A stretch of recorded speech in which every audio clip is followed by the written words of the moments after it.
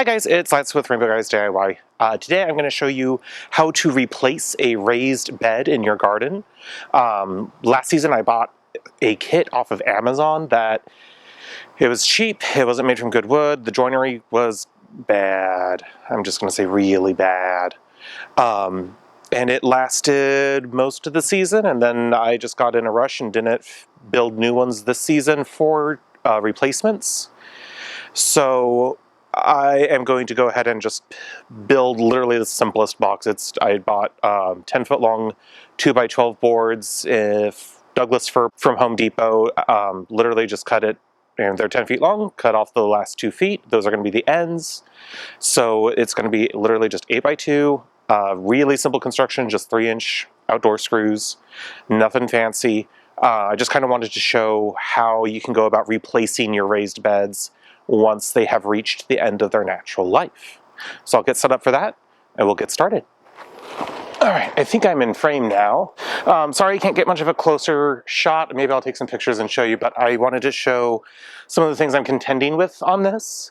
I don't know if you can really clearly see it, but you can see the old boards on the inside here, and then the new wood, much thicker, much sturdier. Hopefully it will last a lot longer. But I am working with PVC irrigation pipes here. I've also planted a fall crop of purple cabbage, or Brussels sprouts. Red Brussels sprouts over here. So I'm going to have to be very careful not to disturb the living plants that I want to make food from, and I need to be careful not to mess with this. So I will go get my driver, get this kind of out of the way, and we'll get started. All right. So first things first, I am going to disconnect this block that's holding this in place. And I screw it in from the inside. Beautiful thing about drip irrigation is you can just kind of move it around wherever you need it.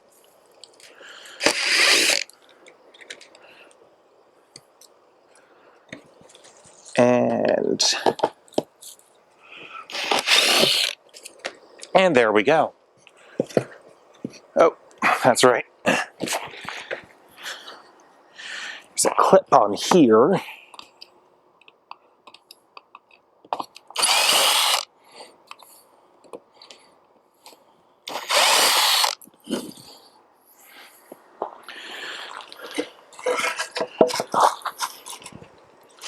First thing I'm going to do is I'm going to drill holes so that I don't risk splitting the wood. Try and make sure these are aligned properly. Get a guide screw in there. It would probably help if I actually had the screws I'm going to be using. So we're just going to be using these exterior screws, 3 inches long. I don't know if it can focus on that or not. Let's see. There we go. That's a little bit better. All right.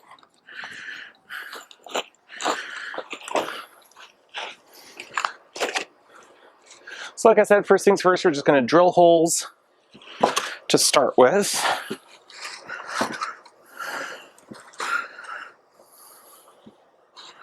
This does not have to be perfect or exact.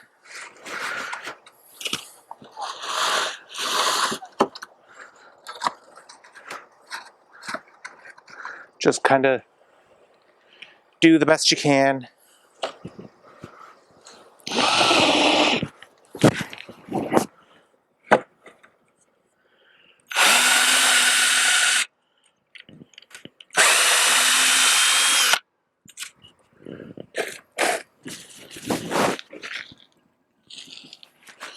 All right, so I've drilled a pilot hole on the top of this corner here. I'm just going to take a single screw for now. Make sure your driver is on drive. Go gently. And I'm using an impact driver, so you're going to hear that impact. And you can countersink it, maybe just like not even 1/8 of an inch, just so it's not quite at flush with the wood. No real reason for that or anything, it's just aesthetics for me. But we've got one corner kind of tacked in place now. So I'm going to get the bottom corner screwed in. I'm going to move this up against the existing box, and I'm going to take out the old wood so that the dirt doesn't just go everywhere, because it's kind of, I like to pretend it's not as messy as it is back here, but it's as messy as it is back here.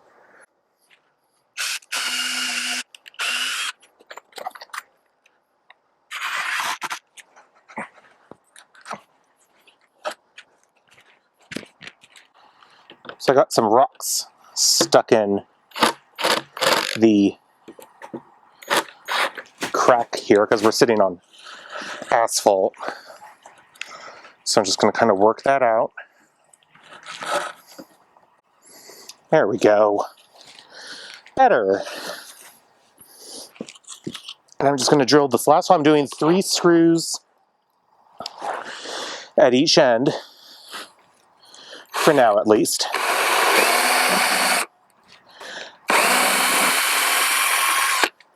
You can probably see them. I have other boxes in here that I made out of just cedar fence plank. These ones I built this year. I have one over there that I built last year and it's holding up great. But these have been so productive, or at least, I mean, the garden has been so productive. I really want to invest and put in stronger, sturdier boxes.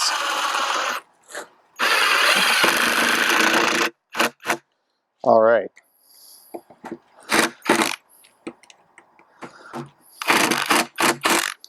There we go. That's good and solid.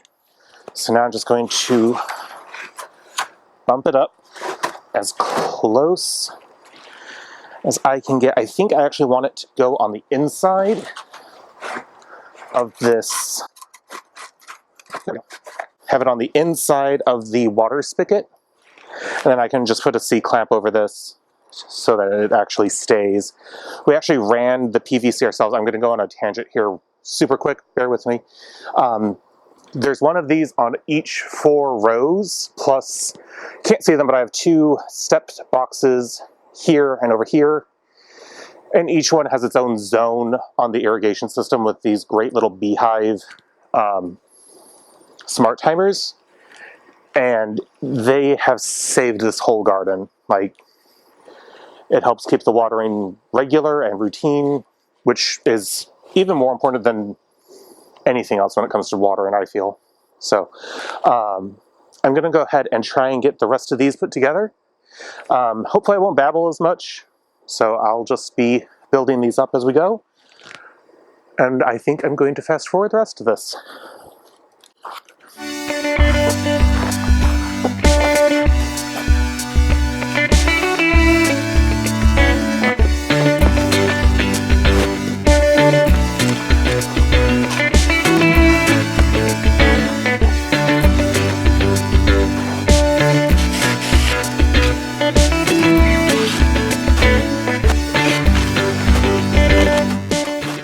Okay.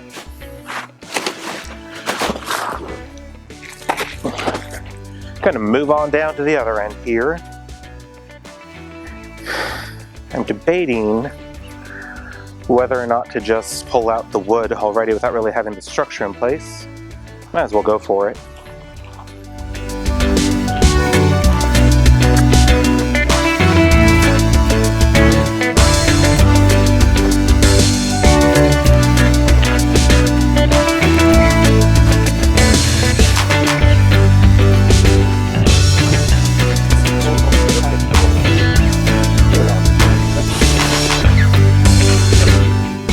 Sorry that the video cut out so abruptly there. It started raining on us all of a sudden, so we had to pack up the camera and go inside, but we did take a couple pictures here that you can see of the end result.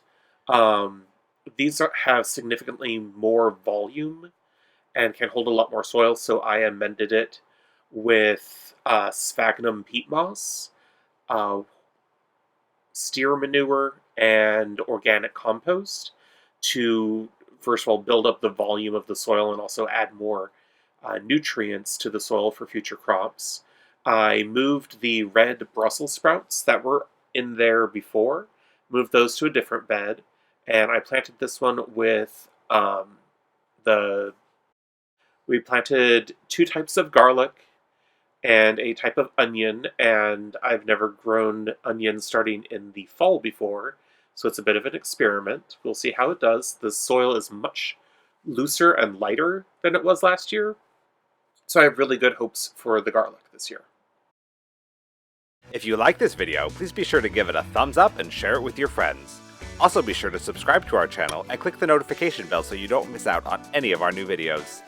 You can also follow us on social media at rainbowguysdiy for even more content.